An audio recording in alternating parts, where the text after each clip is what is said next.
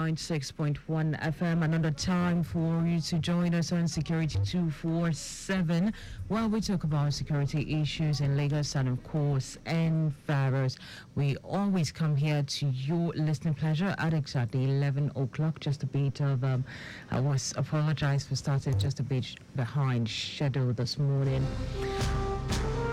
Around on SECURITY247, like I said, if this is the first time of you listening to us, I say welcome to another great time on your radio. Lagos Traffic Radio 96.1 is the station, and this program is powered by Lagos State governments for us to come together and analyze and look at the issues of security. And so it is powered by Lagos State government. All right, today on the program, I've got a great person right here in the studio that will be having a wonderful conversation together. And my guest in the studio this morning is Mr. Alex Okonkwo. Now, Alex Okonkwo is a security consultant and security analyst, and is right here in the studio. Good morning to you, Alex. Good morning. Happy Saturday to all Lagosians. Yes, happy Saturday. Yes, it's even the first Saturday in the month. Yes. Yes, so happy new month to all our listeners right here on SECURITY247. Coming to you through Lagos Traffic Radio 96.1 FM.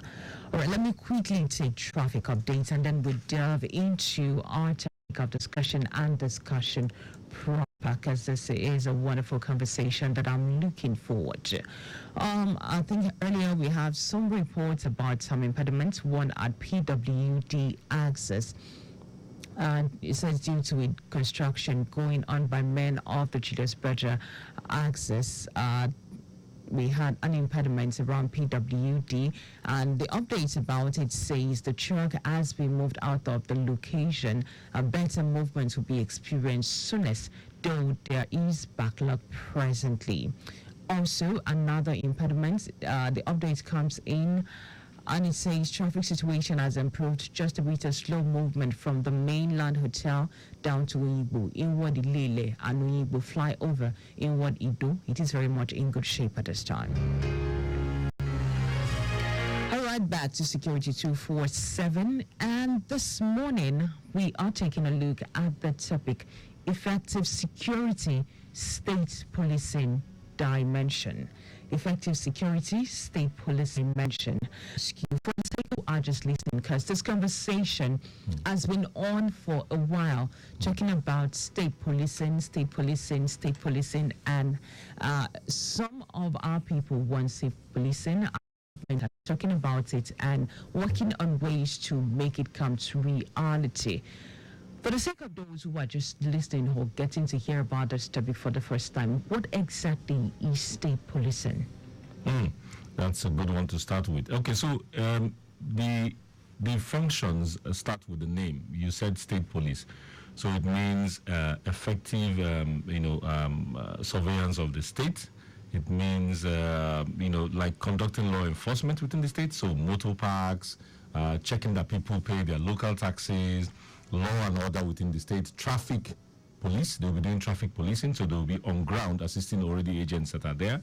They'll be all involved in neighborhood watch. They will also do some local investigation, so they are supposed to be from the state. That's what the agents of the police are supposed to be, from the particular state, so they are expected to know their community better.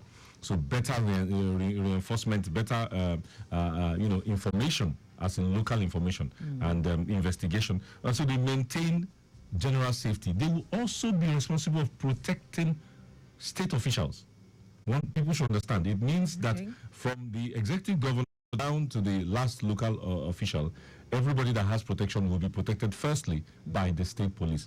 So it's what we know now, but handled by the state. It also means that the state will be responsible for funding them, training them, equipping them, their pension, their salaries, the arms, ammunition, and all that. It means that. It also means that. And so it's good to clarify that state police means police, but everything on the statehood level. So it's exactly that. It's a total package that rests directly on the state government. Exactly. Now, recently, state governors from the Southwest geopolitical zone have renewed their call for the creation of state police. Now, the governors said that the state police will strengthen safety in the Southwest. And this was said by the Lagos State Governor, Governor Babajide Sanwo-Olu. And they said there has been relative peace in the Southwest because of the collaboration between the Amotekun and the security agencies. Now, on the security, that was discussed at the Southwest Governors Forum, and the meeting was held here in Lagos. Now, the forum commends the relative peace in the Southwest region and notes the collaboration between all security agencies and the Amotekun Corps. Yes. And so this is to emphasize that the Southwest state governors said they support the idea of state police being created, especially here in the Southwest, and they believe it will enhance more safety and security in the state. What's your take on that? Okay. We have to get something clear. While that is a fact, because the reality on ground is that the Southwest seems to be much safer than other zones currently. But I would even say even before the Amotekun was officialized, the Southwest was not the worst zone in Nigeria. That's one thing. The second thing is that Amotekun looks more like a regional police if we really define it. It's more like a regional police. So all the state governors and governments have put in funds together and means to make sure they have something that is very uniform, actually. Yes. So it is not even a state police. It's more like a regional police, which is what many people would actually like. I know why I'm saying that. It is the synergy that we should look for. It is the synergy between all these security forces and police forces that is lacking in Nigeria. It's not that we don't have men and women. You can see we have civil defense. Each state has some kind of neighborhood watch and all that. Everybody is there, but the thing is the synergy. So why it is Amotekun and is working well is because there's a kind of synergy. When information comes, it gets and they give it to the current regular federal police to handle.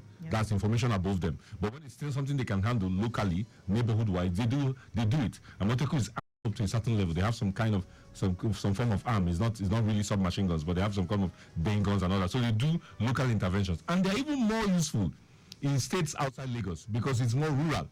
Is what I'm saying. In Lagos, you don't see them a lot because there's really no need because the federal police is everywhere and they have other forces, civil defense and all that. But in the rural areas, they are more present. Now, from that to a state police that will now be a particular uniform. They will not be regional anymore. It will be every state for its own. Every state in its own uniform. Every state with its own commissioner of police and all that. It's quite different actually if we're going to be honest. So while Amotekun sounds fantastic and is doing some great job and it's regional, breaking it down to state will still need us to find a way to maintain that synergy.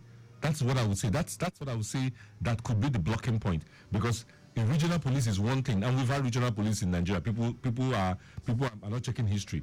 Before we went into this system of government, we've had regional police in Nigeria in 1958 and up to after independence. So it is not something new totally. It is just that it was regional. Then we didn't have states, if you remember. Yeah. Now that we have states, we have to decide, are we still going by regions which don't really exist?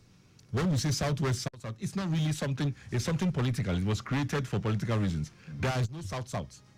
Officially, there's no South-South. It is a creation of the 1990s to be able to manage some of our synergy. But there's no, you don't come out saying you represent the South-South zone. There's nothing like that. There's no South-South president. You see what I'm saying? There's no South. We only have one president. Yeah, exactly. So the idea is, let us find out what will help us have a synergy between all these police forces, whether it's state, whether it's community, whether it's regional police. Let's find synergy. Okay. Now, talking about synergy, and that comes with funding, and then the creation, and for them to work well, of course, it has to synergize because funds make things easy and accessible. Do you think, with the present condition in the country, do you think we have enough funds for the federal, for the state policing to come into effect? And going by the discussion, I don't think the Southwest governors are saying the state policing will come into being now. It's just a process that they think, let's start now. Yes. And talking about the conversation relating to the state policing, I think we've had that some years earlier, and they still think, let's put all aspects of things into place. Yes. Let's put in the design, the words, the law, the rules and regulations that would be binding, and let's put it all together. But let's know that we are going with this. We are in support of the idea of the state policing. So talking about the funds, do you think states in Nigeria would have the funds for them to, fund the establishment and the running of state police in the country? Okay, just before jumping into that, let us clarify here quickly that I think you will not find many people that are against state police. So state police, yes. Two questions come up immediately: when and what for. Okay. I think that's where we should actually corner the questions that way. I mean, I'm talking for the general public so that people are aware of what we're talking about. Most countries in the world have a form of state or community police anyway. You see what I'm saying? So people will think of the US and Germany and all that. They have a form of community police. The UK has constables that work with municipalities. So almost everybody has some form of state police. The thing is, what for and when? I will answer the second question first. When? When is, let's take enough time to discuss it. Let's discuss these things you mentioned: funding, the training, equipping, the uniformism. Are they working together? Are the laws the same? Yeah, that's the synergy between them and the federal jurisdiction. police. Exactly, that's jurisdiction. Which crimes are controlled by federal? When they come to pick a criminal in Lagos State, do they have to contact the Lagos State Police Command? Can the federal come and all that? When you have a problem with an officer of a state police, do you go to federal, do you go to state? All those little things that look like they're not tough. When it starts, it will be very tough and very complicated. So let's have that discussion. That answers when. What for? Anybody today, as an adult, thinking that state police will end Boko Haram and ISWAP is a joker. Those guys come with submachine guns, AK-47s and all that. No state police, as we will be able to stop that. What will stop that is commandos. I think the idea of having state police is for us to be able to put some regulations into our main community, talking about maybe irregular behaviors of residents. Incivilities. Yes, fantastic. The motor parks will be cleared. Yeah. Transport laws will be more respected because now there are a lot of men on ground. Fantastic. That's why I said the question should be when and what for. You've answered what for. Thank you. You've answered your own question. Okay. The idea was that we should know why we're doing state police. If it is to help the state governments be more efficient, fantastic. When you go to government buildings that are well protected, when you need some information, you get them. When you have neighborhood issues, they come immediately because they're already there. And they know the terrain because they will be Lagosians, they speak the language and all that. Fantastic. That's why I said what for. So people should not be against or for state police. We should ask ourselves what for and when. Now, that when also means I've always advocated for having the conversation at a local level, not just at the governor's level, at a local level, the local governments, the councillors and all that, with the citizens. Let's find out what are the problems that can be caused by state police so that we solve them before they come. Once we have discussed all the regulations that can cause us problems, then we can go into implementing it. Because you have to recruit. A state like Lagos might need 5,000 men and women because Lagos State is vast in terms of the number of people living in Lagos State. So you need a lot of people to govern, to monitor the police. Where are you going to get 5,000 well-trained, no criminal records, people citizens of Lagos State, obviously? Well, we have some people who are diligent in their ways and are also, and I think recently the Nigerian army or the police, they had a training and recruitment. Yes. The police does that regularly. That's the federal police. Yes, they had that done, and we have some Lagosian true Lagos-born who registered, and the state governor and the deputy governor actually went there, commended them, and they even provided some stipends for them, accommodate, I think transportation, feeding was provided to encourage them for the fact that they came out and they were ready to join the police. Exactly, that's what we're saying. That's a good step from the Lagos State side, and we know that when we talk about it on a national level, Lagos State is one of the good examples because Lagos State has the funding and has the population as well. A lot of people are living here. So that's why we are speaking for Lagos State. Yes, good. I get the point. But you see, Lagos State will not be able to do it alone. Because the constitution will have to be amended. The federal constitution will have to be amended. So it will involve the 35 other states. So for Lagos State, I don't think there will be much of a problem. First thing first, it's not the most unsafe state already. The records are rather good in Lagos State in terms of criminality. So what we have in Lagos State is more incivility and petty crime. We have a lot of that in Lagos State. So you drive around places like Mile 2, Apapa, Oshodi, and you have a lot of people behaving wrongly and people driving wrong way and all that. These are issues that the state police will help the Lagos State curb. So there's no doubt Lagos State will be favorable and will be one of the few states, in my view, that will be able to handle it well. I think another advantage to the state government, state police creating is we would have more while we're having that discussion outside. You mentioned the fact that we will have a retract of the federal police, and then we'll have more people come into. We'll have the state police that would fill up this works that the federal police are doing. So exactly. They would be able to focus more on the major issues of insecurity that we are more, that are bigger. Yes, exactly. That's one of the advantages of state police. That's exactly what I'm saying. That's why people should bring out the points what for. So it's not being against or for. Let us have the objectives of the state police. What is going to be their mantra? What are they here for? And then let's take enough time to recruit the right people. It might take 3, 4, 5 years. It's not easy to find, even at 2,000 policemen each state. That's close to 80,000 men and women we're looking for. It's not going to be easy. It's not an easy task at all. But do you think that there will be a major difference when this is set into place? Do you think? Oh yes, definitely. For the local problems, for what I call the localized issues, yes.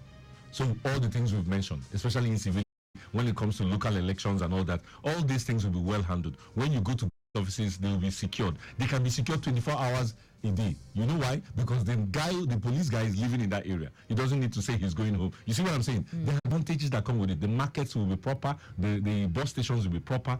The local taxes will be well controlled because there will be people going with officials to mandate. When they have all these demolitions they are doing, it's people from the area. You have more information as to when hoodlums are going to act because these are localized policemen. So in all those senses, there's definitely more advantages in that sense. It is when Nigerians think they want to use state police to fight terrorism that everybody is drinking something that I don't know what it is. So that's totally out of the way. So let's keep state police to what they should be doing, their functions, which is state maintenance of law and order. It is very clear, maintenance of law and order. Not fighting banditry, not going to fight pirates on the sea. These are more technical issues and that need surveillance, need rapid intervention, and need serious militarized equipment. So it's beyond state police. Still beyond state police. Of course, Security247 is the program you're listening to on Lagos Traffic Radio 96.1 FM. We'll take a quick break for our traffic update and I'll be right back. Lagos Traffic Radio 96.1 FM. Let's take a quick look at the traffic update from Agege Pen Cinema Axis. And it says smooth movement from Abattoir inward Nitel down to Total underneath the bridge. Agwatikuyo down to Shofunde inward Okekuto is nothing to worry about, while Afanla down to Niwaya connecting Capital Junction is approachable. Namongo Rashade inward Akanidorati connecting Guinness is good to go. Pen Cinema Bridge in what Oba Gunji is also very good to go. It says no delay at all. It is a good one at this time. Well, it also says Wemco inward Metal Box Akme Junction down to Fumek is no cause for alarm. It says no impediment recorded at this time. All right, let's go back to Security247. Welcome back to Lagos Traffic Radio, and of course Security247 is the program, and my guest in the studio this morning is Alex Okonkwo, a security consultant. Let me also let you know that this program is powered by Lagos State Government, and it is majorly to enlighten us about the security issues happening in our state and how well we can curtail them. Now today we are looking at the topic of discussion this morning. We're looking at effective security state policing dimension. Effective security state policing dimension. And my guest and I we've been talking about how well we can handle this, how well this will make a difference in our state, using Lagos State as our example, because this is where we are, this is where we're having the conversation. And so we're looking at Lagos State and how well we can make do with state policing when it comes into place. And other states in the country, the Southwest governors have endorsed it, and I'm sure other states in the country might follow soon. But let's take a look at the cons and pros of effective state policing. Now, Alex, still looking at state policing, some observers now have expressed fear that state policing might be taken advantage of by maybe state governments or some powerful people in the state. What's your take on that? Of course, that's a risk that can happen because we're all human beings and we're all Nigerians and we know ourselves better than we think we do. There's always a tendency to abuse things that have loopholes. When we have a system that has a loophole, we tend to abuse it. And so that's why that conversation must take place. There's obviously the risk of too much power being in the hands of too few people. Don't forget, state police also means policing at the local government level. That's what it means. So that means that local government officer was recruited. He was not a policeman before. You knew him like 5 years, 10 years ago, and all of a sudden you see him in uniform. So we pray that you have a good relationship with him, because otherwise he can use that to now torment you. And if you have girlfriend issues or parking issues in the past, you will immediately know you're going to have an issue. And you might not even be able to complain, because you are still going to complain to the same unit in your local government. You're not going to leave Ikeja, for example, and go to Ekpe to go and take a complaint. So there are a lot of little things like that can make the lives of citizens horrible if we don't straighten it up, straighten it out initially. That's why I said the conversation must take place before, not before the state police. Let's find out the jurisdictions and where you have to fall back on. What are the laws that will guide both of us, the state policeman and the citizen of the state? Then, of course, there is the fact of corruption. I mean, we can't rule that out. I mean, there's already corruption now. Not as if when state police come, it will stop. So we must count the fact that citizens will have to have law-abiding citizens in the state police itself. So it's and then there's the monotony in it. While the federal police allows policemen to be posted, one year you're in Adamawa, 3 years after you're in Bonu, then you're in Ikeja or whatever, that experience allows you to better places where you go to work. When it becomes sedentary in the sense that you are from Lagos State and you are only working within Lagos State, let's be careful not to create a cabal. That's what I'm trying to say. When you have a policeman that has been working in the place for 10 years and he has not been out of there, he's not been posted elsewhere, it can also create a cabal. So it doesn't mean we shouldn't do the state police because of that. We should just find out ways that will allow that not to happen. You see what I'm saying? So there is a lot of underground work to do to make sure we don't create the same mistakes we have at the federal level, at the state level, because at the state level it will be worse. The guy knows you. And you're not going to complain to him. Remember what happened in some states during the last election. Remember what it means to have the executive governor of the state having the INEC on his side, the state INEC on his side, and having the state police on his side, and then having the state judiciary more or less on his side. I think we should straighten out the I's and the T's and all that so that we don't fall into a problem. Okay, currently, I think we have a very cosmopolitan governor in Lagos State. He's a very cosmopolitan guy. He's free. You can meet him and he can talk. He has a conversation. He has traveled around and all that.